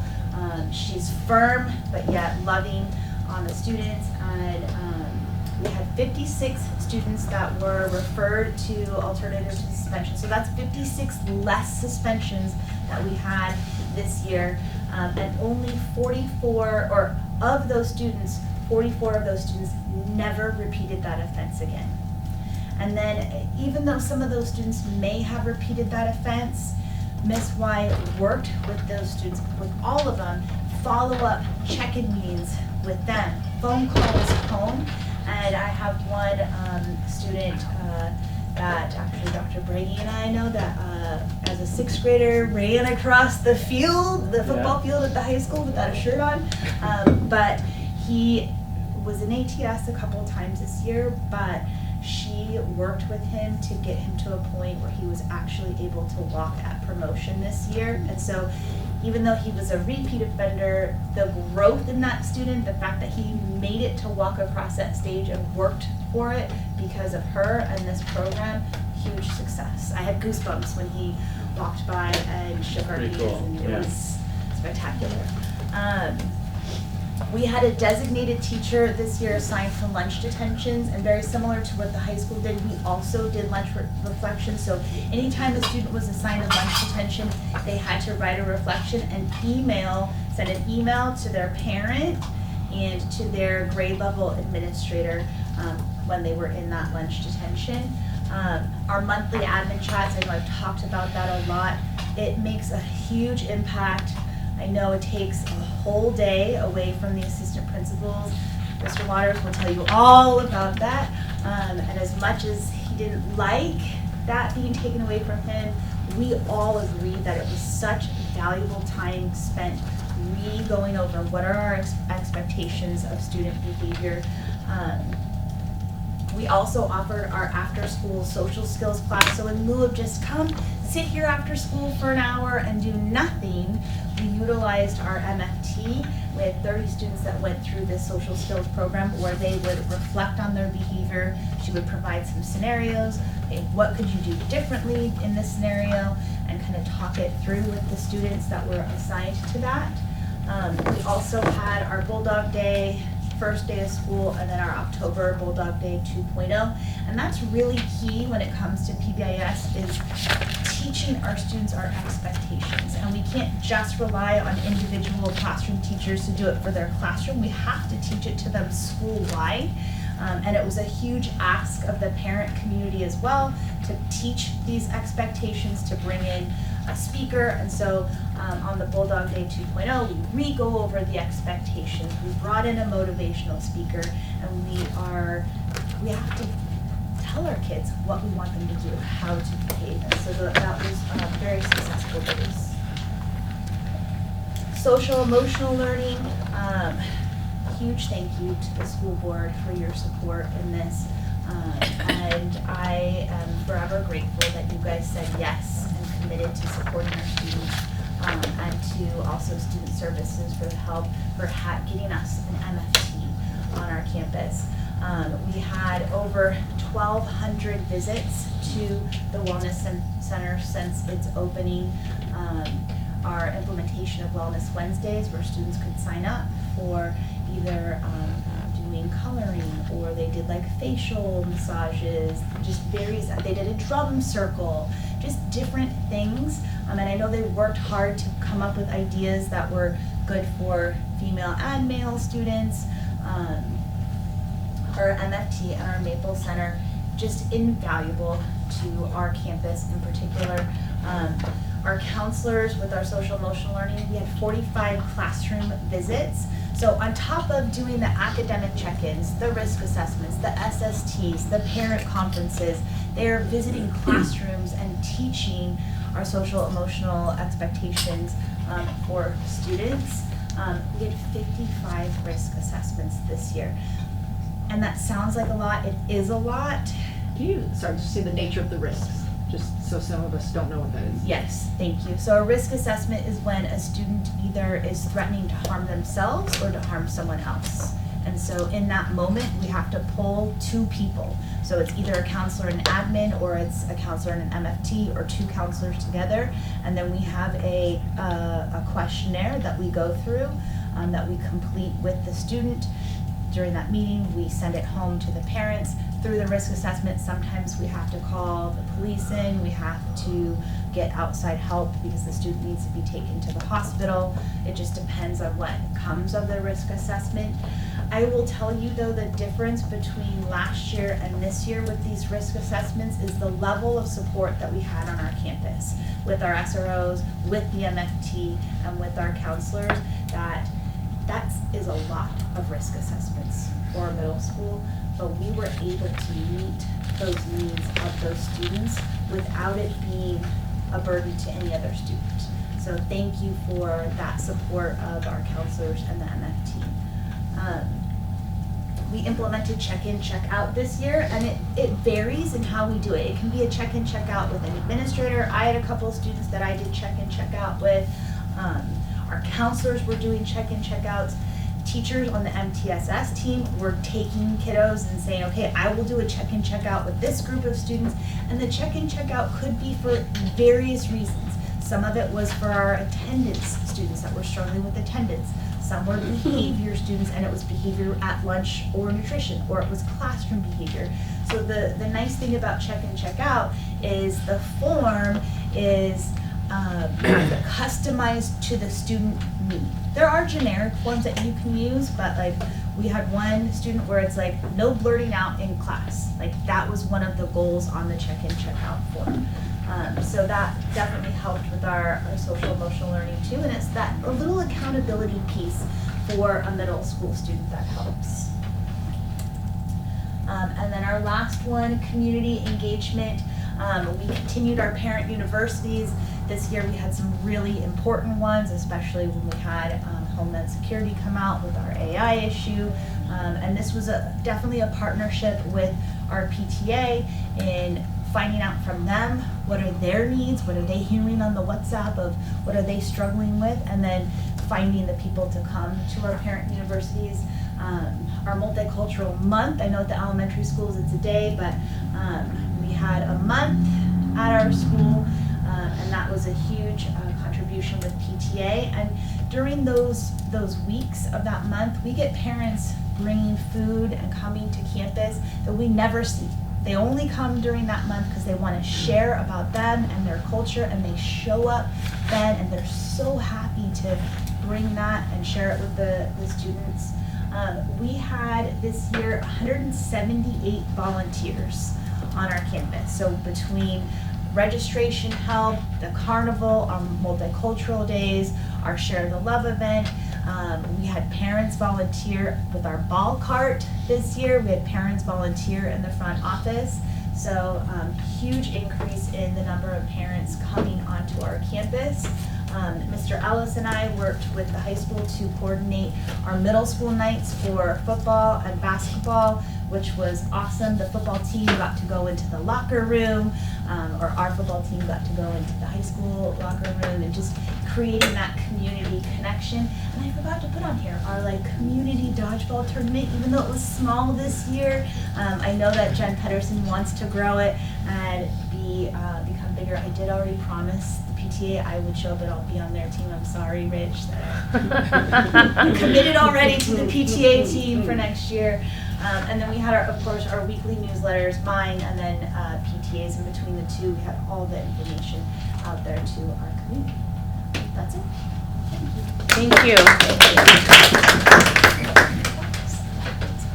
While they transition, one thing I just wanted to say for mine that I forgot, of course, because in not giving myself credit for 95%, I guess I'm glasses half empty today. On the NWEA data, the science data is actually very positive. So I talked about the ELA and math, but the science growth and achievement this year was very strong. So please feel free to take a look at that, and the good news that I forgot to mention. Thank you. Is everyone doing like a stretch right now? So I love putting this presentation together. I had a really good time putting it together. I'm like glad to share. There's so many things that we did this year that I'm so glad to share with all of you. At our first staff, is it okay? I give you the phone? Okay. At our first staff meeting when we opened the school year, I asked some staff members to get together and build a collective resume so that they would get to know each other and work in a team. And when we closed our staff meeting at the end of the year, I asked them what they added to their personal resume this year. Not for them to leave, but just what sort of new learning did they do and growth did they have for themselves. So I feel like this is part of our Hawthorne resume for the year. Like we did so many great things that I'm excited to share, including, I said we met all of our goals. So, so even though we don't have task data, we met our other goals in academics, but we met all of our goals, so we'll go through that. I'm gonna save the iReady for last because there's more pages to go through. I started with DRA. DRA stands for Developmental Reading Assessment. All of our students in kinder through 3rd grade are assessed on DRA. Kindergarten only gets assessed at the very end of the school year once they've gone through all of the early reading foundations. And at this point, 80% of our kindergartners are at grade level or higher. And that is equivalent to a DRA score of a 3. And 98% of our other students, grades 1 through 3, made progress from their beginning of the year to the end of the year. So they've shown growth in their reading assessment. That reading assessment is done one-on-one with both fluency and comprehension. Our 4th grade teachers were all trained on the DRA. Each of our 4th grade teachers chose 3 students from their own class, worked with our instructional coach to learn how to give the DRA that they probably were not familiar with previously. And they gave it at beginning, middle, and end of year so that they're ready to give that assessment to their entire class going up. And then the 5th grade teachers will be trained this year so that they can do it next year. And then we've included our DRA assessments, which are like a packet of information for each student in a folder in our articulation. So as you get a new set of 2nd graders, you'll have everyone's DRA information. That gives us a lot of information as we're trying to figure out if a student can read, why a student can't read, where they need to have direct instruction, and real clear small group instructional pieces. That's critical for us. Facts-wise, and also don't forget that most of our students don't take CAS. So this is really good data for us in terms of where we are. Facts-wise is something that we've implemented over the last 4 years. It's a structured way of learning math facts in addition and subtraction, like foundationally, and pulling apart numbers and putting them together. And so we ask for our 1st graders to meet goal 3 and our 2nd graders to reach goal 9, which is the end. Goal 9. After goal 9, you go to multiplication and division. So you have those numbers. 98 of 1st graders met their goal 3, and 83% of 2nd graders met their facts goal 9. We held data chats at every 10-week marks with our entire grade levels, our entire admin team, and our learning lab teachers, our interventionists, to talk about all of our students. Where are they? Where are the students that have met standards? And what are we doing with them? What are the students that have not met our standards, and what are we doing with them? We're making decisions about how to support in classroom and outside of classroom. We did learning walks 4 times this school year. That was every grade level and admin walking into a classroom. They were real informal at the beginning, just compliments and happy, just giving our teachers an opportunity to be in each other's classroom. Also giving our teachers an opportunity to relax about having somebody in their classroom looking like a group of teachers. You need to normalize that process. And so initially it was just like, we're happy to see you. We're so pleased with what we're seeing. You have so many great ideas. And by the last one, the one that we did in April, we had very specific look-fors that had to do with what we were pushing ourselves to do, connected to these fundamental guideposts. So, which I'll go back to in just one second. One of the things that we were looking for was, and we'll talk about that a little bit later, is like evidence of Tier 1 and Tier 2 PBIS in the classroom. What does it look like? And so sometimes teachers needed to see different people's classrooms to see what it actually looked like. Evidence of teacher-student engagement, which was one of our goals for this year, and evidence of student-to-student engagement, which was one of our goals for this year, and then learning targets. And so you'll see that 100% of our staff are using learning targets when they are teaching language arts, math, and science. And if they are a subject area specialist, like they only teach art, or they only teach science, or they only teach music, they're using it with every single lesson in that, and that was evidenced in our learning walks. The areas where we didn't see as much as we wanted to see in those structured learning walks that we did in April was student-to-student interaction, like structured interaction. Sure, we saw kids talking to each other informally, sure, we saw them sort of helping each other to explain what's going on, but we know that that is an area of focus as we move to our professional development for next year. We had fundamental guideposts that we used, that those were over the last few years of things that are guiding our professional development, are guiding our conversation. And our learning target to start our school year was that all of our staff would be able to explain, understand, and use our fundamental guideposts. When we checked in at our final staff meeting at the end of the school year, they feel like they all met that. I feel like they all met that. When we talk about John Hattie, I know that we started at the beginning of this year and not everyone was 100% sure of who John Hattie was or why effect size is important. Now when we talk about effect size of something, everyone on our staff knows what we're talking about, knows that we're talking about things that have a large effect on the growth of student learning and not things that have small effects on student learning. Class size is one of those, by the way. Class size, I don't know. Just throwing that out there for everyone to consume. And then we have collective advocacy. Gallery, peanut gallery. It's true, class size is amazing. Collective efficacy, which is that everybody has the same buy-in and same understanding, and assessment capable learners means not that students can take tests, but that students can assess their own learning. That's connected to learning targets, right? An assessment capable learner means that they know where they are in their learning and can assess what they need to do to be able to hit a standard. My next slide is things that we sort of prepared for next year and we got ahead of ourselves. We worked on essential standards for math. We went to a PLC conference as admin at the beginning of this school year in September, and Mike Maddows, who also came to us in February, asked the principals if we wrote our school goals and our strategic plans at 80%. And if you look at our strategic plan, we wrote our plans at 80%. And then he said to us, okay, who are the 20% that you're okay with not meeting your standards? And we, as at least the 4 principals here, we were like, shocked. Like, then he was like, name them. Would you be okay if your own children were in that 20%? And so that really changed the way we've been thinking all year, and hopefully the way that you'll see when we come back with our strategic plan next year. But an essential standard is when you have a list of standards that you can't possibly absolutely get to absolutely everything. What are you guaranteeing 100% of your students are going to hit? And so thanks to Ms. Mayberry, she's worked with all of our, at both campuses, TK through 5th grade students to look at essential standards in mathematics going into next year. I'll have 31 teachers that will be CGI trained by the end of this week. I'm very excited to have that. We did our TK teachers, our TK group team was really impacted by Mike Maddows, who came in February and asked the teams to score themselves 1, 5, or 10 with no middle numbers. And they felt like they were so close to a 10 that they really wanted to work on some things.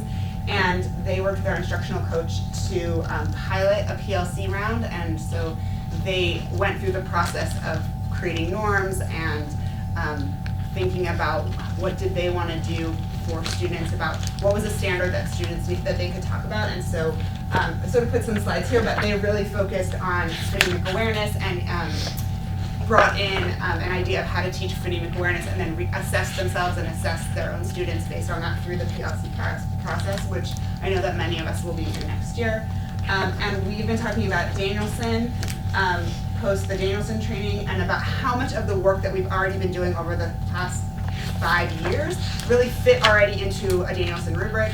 That if you think about how do you define educational excellence, that Danielson is the rubric to define educational excellence, and that we understand that it's going to be used as an evaluation piece, but aside from that, what part of Danielson do we want to look at to set up our goals for next year? And one of the places that came from our learning walks, which was we didn't see enough student engagement, that our staff has already looked at Danielson and said we want to focus in on the very piece. It's in domain 3, and I can't off the top of my head tell you which, it's not a category, it's a piece, but we are focusing on student engagement for next year. So that's part of our ahead of time piece. And then I have 8 staff members who are volunteering to attend the PLC conference this summer. Okay, so the iReady growth data. This is the next several slides. Before we get started, I just want to share a little bit about iReady, which was that we sent teachers to a conference last year, to the CASP conference last year, and we met tons of, I didn't go, but they met tons of people from other school districts who did not have any learning loss in COVID. And when they asked those teachers, administrators, why they didn't have any learning loss from COVID, their answer was iReady. Over and over and over again, they said iReady. iReady aligns to CASP. And we don't know that that's true yet. This is our first time checking on it. But we used to have STAR assessment, which was Renaissance, STAR 360.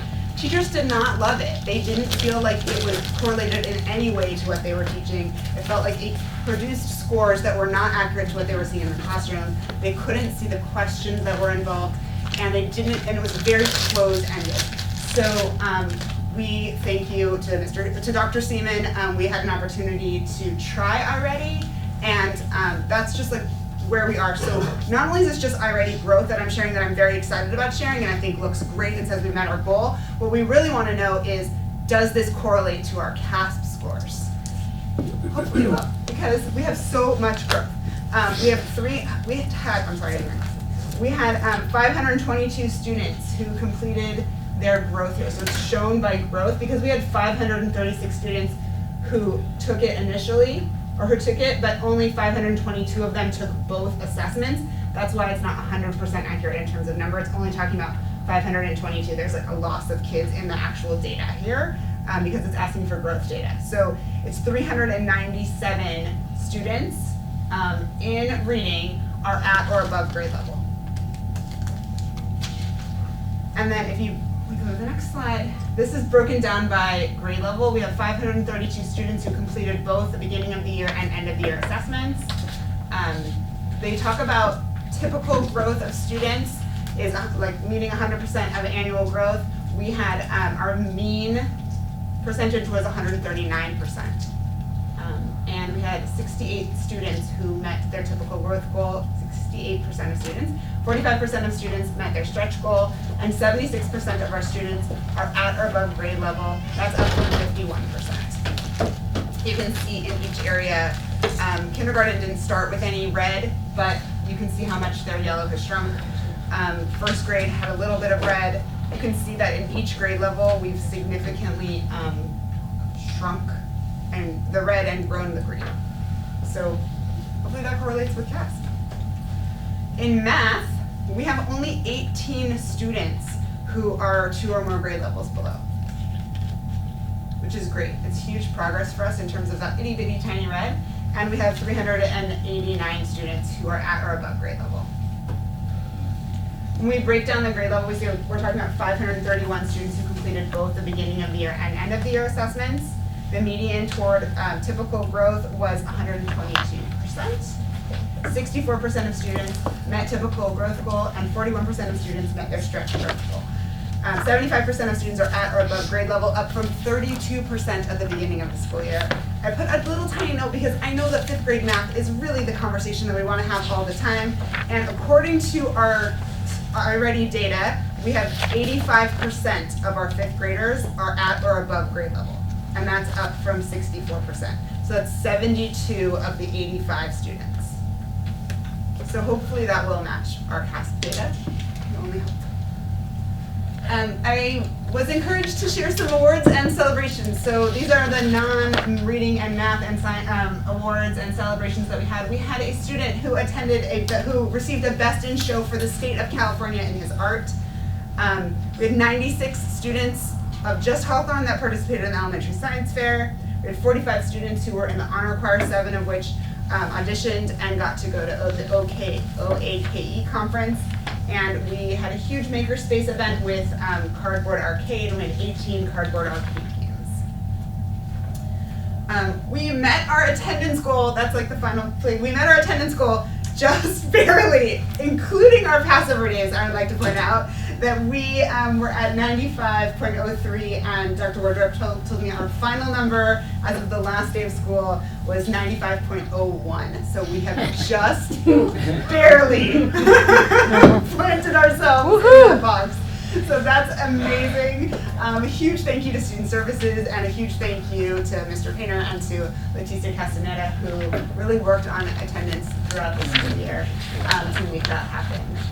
We also need to shout out to our student council, who said that they really wanted to make sure that there were fun events happening as often as possible so that kids want to come to school. I know that sounds funny, but we have a lot of families that travel, and that's the biggest pull away from school at Hawthorne. And we had 80 short-term independent studies, but when we had kids who said, I want to go to school because there's dress-up day, or I want to go to school because we have a walk to school Wednesday, or I want to go to school because there's this or that, that was a huge pull back into school for us. Our chronic absenteeism rate dropped more than half, actually. So it was 22.9% coming out of COVID, but then 22.2% last year. The number that I have here is 11.44%. That was as of Friday, but as of the last day of school, it was 9.24%. So that was a huge drop for us. Thank you. Thanks to Student Services who are calculating that information for us. Our behavior expectations, and for some reason, I don't know if this is happening for anyone else, but behavior expectations and social emotional learning tend to go hand in hand and sort of go back and forth. So I'm referencing things on both slides and both places. We celebrated our silver award this year. We had 32 SST meetings, and only 2 new 504 plans that came out of that. We continued with our professional development on PBIS and Tier 2 practices. We had a huge conversation at PD around the word consequences. When it came to behavior, I came up with a working definition of consequence, meaning that it is a response to a behavior. So planned ignoring is also a response to behavior and therefore a consequence. And also a positive hero card is a response to behavior and also therefore a consequence. So we then generated lists of consequences that might be happening at a Tier 1 level, at a Tier 2 level, at an office level, and we gave some concrete information around what are your choices, what's going on. One of the things that we talked about is that consequences are not to be shameful, so we've asked teachers to not use clip charts that go down. For many, many years, there's color charts where kids start on green and can go up to blue and purple, and could go down to yellow and red, and kids have to like get up and walk across the room and move their name clip down. And we've asked teachers over the last year to not use those clip charts so that the consequences aren't shameful. So then the question is like, what are they left with doing? What's some options? So many teachers use clip charts where they go up, they start at green and they go up to, and that's a great way of doing it, is showing all of those. But we really generated lists and had teachers to teachers give information about what they do in terms of like when they want to extinguish a behavior and give a negative consequence. And that we had some rules for our consequences, that they involved lack of access, but not to everything and not forever, and we try to avoid that loss being academic. That the consequences are restorative, reflective, and instructional. Also part of that book that Mr. Stewart mentioned, which is Don't Suspend Me. Part of like living that piece of kids belong to us, we want to keep them here, and their behavior and their choices don't define that. So that was a big part of our work this year. we had 5 suspensions, but many more suspendable offenses that we did not suspend and did other means of correction. We had 91 office referrals for non-suspendable offenses, that's in the discipline category, and most of them came down to disrespect. So that's something that we all want to focus on for next year. And we are also we looked at data a lot for this year, and our staff has asked for more information, like more systems, like a better place. And so with the permission of Student Services, we're planning on piloting Swiss for the fall, which is a school-wide intervention system, which will help us to collect even more and more accurate data for the fall. And then social emotional learning, here's our solution wheel that we've been using and keep bringing back, but we're very proud of it. And our school psychologist had, they led skills groups that we were able to refer to out of SST for friendship and team building. Check in, check out is a very specific program. It's very specific in how you do check in, check out. Is check in, check out. And so we have 19 students on mentoring. And all of our students are referring to all students who are coming into the office are completing our reflection sheet. So our community engagement piece, we have all of our newsletters, we have our multicultural piece, we have a literacy program, we had many events where we were able to invite our community members, both board and city members, to watch School Wednesdays pretty well. These last 2 slides, we did work that honored Hawthorne at the end of the school year. We had a last hurrah for our staff, all former staff that were there. There's a picture of a whole bunch of former administrators for Hawthorne's school. We had a final school-wide assembly. We had an alumni event where we had over 400 people. That's sort of like a sky view of it. And then finally, our goal was to open El Rodeo, which we're almost ready to do. We've done regular transition meetings. We've done tours that people could win, and then tours from special groups and more tours and tours. We hosted a BHEF event over and above the event on February 16th. And we are ready with, this is the rest of the commencement calendar. Oops, sorry. I guess it's there's an entire moving handbook that gave timelines and packing instructions. And we worked to build our new behavior expectations for El Rodeo. So we've done a lot of work, but I think we're ready. Thank you. Thank you. And just for time, so what we're going to do is just talk to President Stern. So we'll finish with Horseman, and then the couple of cabinet ones, we'll finish those when we meet in a week, because we have to start a closed session at 3. And Horace Mann will go quick. Quickly. I could be a middle school English teacher by tomorrow, you never know. All right, 5 goals for Horace Mann: academics, attendance, school-wide behavior expectations, social emotional learning, community engagement. We met 5 of the goals, 1 still in progress. Real quick, we're going to come back to attendance later because that's most of our presentation. Attendance. 66 attendance letter 1 went out, only 14 letter 2. So of those 66, we only had to follow up with 14 more, or 14 pushed past the letter 1 at that point. We held 12 SART meetings, 84 families completed SDIS. Our ADA, as of the end of the year, 95.1, so we did meet our attendance goal. We're very proud of that. Chronic absenteeism, I got a new number this morning, went down to 10.28. So we made another improvement in chronic absenteeism. Behavior expectations, bottom left-hand corner. We did all of these fun things. We have 138 referrals, so we're gonna tie SEL and behavior expectations like Mrs. Caber talked about. 138 referrals to the office, 96 of those were suspendable offenses. We had 12 suspensions, 87 other means of correction. So all of the schools district-wide, we are moving away from suspension, moving toward other means of correction in terms of supporting students rather than disciplining or consequencing students. SEL topics covered: diversity, tattling versus reporting, conflict resolution, gratitude, integrity, being an upstander, perspective, teamwork, stress management, and kindness. One thing that we learned when we compared our SEL and our behavior expectations, Horace Mann students are still learning how to handle their emotions and how to resolve conflict. That's why the SEL goal is still in progress.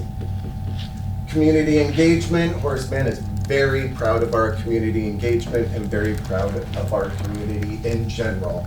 We have our weekly Woof, which is our school newsletter, our Husky Howler, which is the PTA newsletter. We have a principal advisory committee, PTA. Each grade, this is important. Each grade level has one event, one field trip that they attend, and one event that parents are invited to, whether it be in the classroom or in the auditorium. We're trying to put that beautiful auditorium more to use. Community events, chili cook-off, multicultural week, movie nights, bedtime stories, PTA meetings, career day, etc.